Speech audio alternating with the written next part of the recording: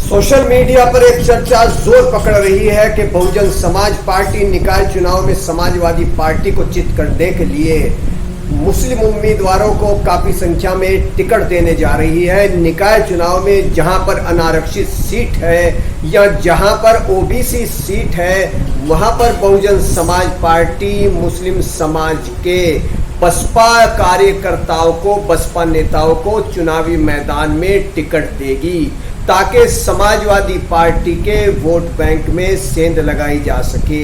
लेकिन क्या ऐसे में बहुजन समाज पार्टी की ये रणनीति कारगर होगी? क्योंकि विधानसभा चुनाव 2022 के दौरान बहुजन समाज पार्टी में नहीं बल्कि मुस्लिम वोटों का रुझान समाजवादी पार्टी की ओर रहा था और अखिलेश यादव को सबसे ज्यादा मुसलमानों के वोट मिले थे। अब बहुजन समाज पार्टी निकाय चुनाव में दलित प्लस मुस्लिम समीकरण साधने की पूरी तैयारी कर रही है। ऐसे में बहुजन समाज पार्टी के पास एक प्रमुख चेहरा इमरान मसूद है, जो सहारनपुर के कद्दावर नेता, पश्चिम यूपी में भी असर और पूर्व विधायक भी रह चुके हैं। बहुजन समाज पार्टी ने काफी जिम्मेदारियां दी हैं। उनका काफी प्रभाव समाजवादी पार्टी में तो नहीं देखा गया, लेकिन बहुजन समाज पार्टी में जब से इमरान मसूद शामिल हुए हैं तब से इमरान मसूद का कद काफी मजबूत और बुलंद माना जा रहा है। ऐसे में इमरान मसूद के सहारे खास तौर से पश्चिमी यूपी में बहुजन समाज पार्टी निकाय चुनाव में समाजवादी पार्टी के वोट बैंक में सेंध लगाने में क्या कामयाब रहेगी, इसके बारे में कुछ भी नहीं कहा जा सकता है। हालांकि इमरान मसूद ने इसमें कोई कसर बाकी नहीं रखी है कि वो मुसलमानों को ये समझा सकें कि भाजपा को रोकने के लिए बहुजन समाज पार्टी ही एक विकल्प है।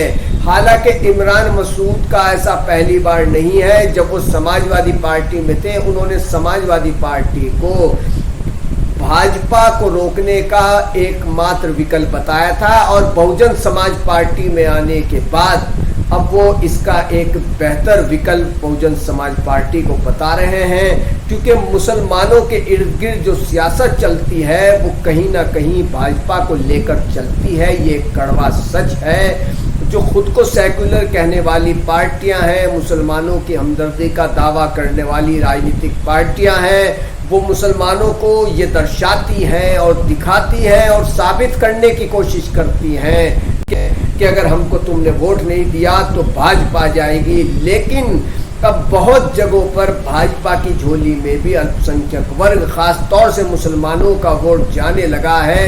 क्योंकि सबका साथ, सबका विकास और सबका विश्वास के तहत जो कुछ कार्य हुए हैं, खास तौर से आयुष्मान कार्ड योजना, प्रधानमंत्री आवास योजना या जो गरीबों को राशन मिला है, इसने कहीं ना कहीं मुस्लिम वोटों पर भी कम या ज्यादा तौर पर असर किया है, उनको प्रभावित किया है और उनका एक रुझान भारतीय जनता पार्टी की ओर भी हुआ है। वो इस बात को समझ चुके हैं कि समाजवादी पार्टी या बहुजन समाज पार्टी को वोट देकर उनको अब तक क्या हासिल हुआ है। मैं इस बहस में नहीं पढ़ूंगा कि उनको क्या हासिल हुआ है, लेकिन ये एक चर्चा है कि वो अब इस बात को भली भांति समझ चुके हैं और अब वो किसी पार्टी के बहकावे में नहीं आने वाले हैं। यहाँ तक के कुछ सेक्युलर दलों के साथ जो मुस्लिम नेता हैं, अब मुसलमानों की एक बड़ी आबादी उनके बयानों को भी अहमियत नहीं दे रही है। क्योंकि अगर बयानों से चुनाव जीता जाता तो असदुद्दीन ओवैसी उत्तर प्रदेश में बहुत सारी सीटों पर कमाल कर चुके होते। क्योंकि असदुद्दीन ओवैसी से बेहतर फिलहाल मुस्लिम नेताओं में कोई भी बोलने वाला नहीं है। हालांकि उन पर ये इल्जाम लगते हैं कि वो भाजपा के एजेंट हैं या आरएसएस के इशारे पर काम करते हैं और वो इस बात के लिए कई बार कह चुके हैं कि ऐसा नहीं है।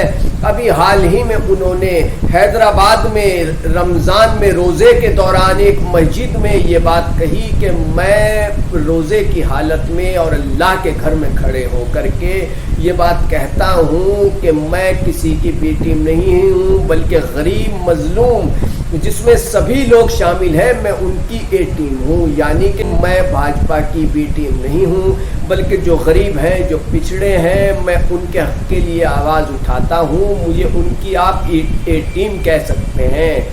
तो जाहिर सी बात है कि असदुद्दीन ओवैसी पर जो इल्ज़ाम लगते हैं, लेकिन वो अपनी जगह है, मगर ये बात हकीकत है कि उनसे बेहतर बोलने वाला अब शायद कोई मुस्लिम नेता किसी भी पार्टी में हो। जितने बेहतर अंदाज में असदुद्दीन ओवैसी बोलते हैं और उनकी बात लोगों पर असर भी करती है, इसका पता इसी से चलता है कि असदुद्दीन ओवैसी की कहीं पर भी जनसभा होती है, वहाँ पर हज़ारों से लेकर लाखों में भीड़ जुट जाती है।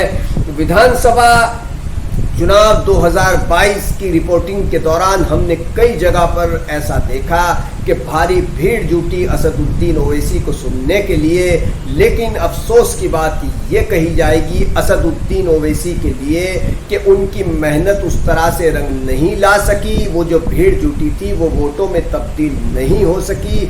हर सीट पर विधानसभा चुनाव में कुछ हज़ार ही वोट मिले और किसी भी सीट पर विधानसभा चुनाव 2022 में MIM यानी असदुद्दीन ओवैसी की पार्टी का खाता नहीं खुल सका था। तो जाहिर सी बात है कि बहुजन समाज पार्टी ने जो मुस्लिम कार्ड खेला है उसका कितना प्रभाव समाजवादी पार्टी के वोटों पर पड़ता है। क्या बहुजन समाजवादी पार्टी के मुस्लिम वोट, जो कि समाजवादी पार्टी का मुस्लिम वोट बैंक माना जाता रहा है, उसमें सेंध लगाने में कामयाब होगी?